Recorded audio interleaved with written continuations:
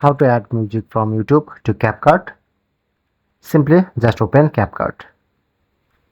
New video, like select any video and press on add audio option.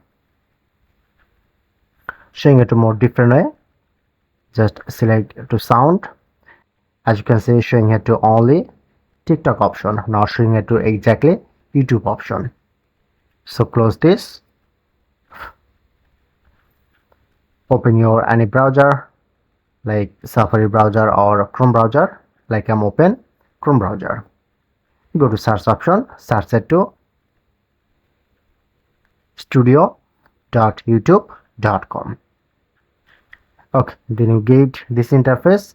Not use apps, continue to studio. Make sure to open your YouTube Studio web version.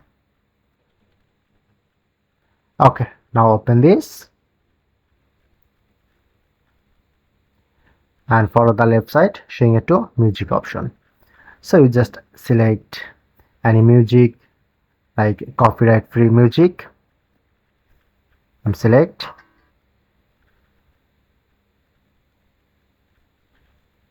and top right corner showing it to download option. Okay, press on to download, save, to save this. Now successfully download and save, and reopen my CapCut. Just press on to folder,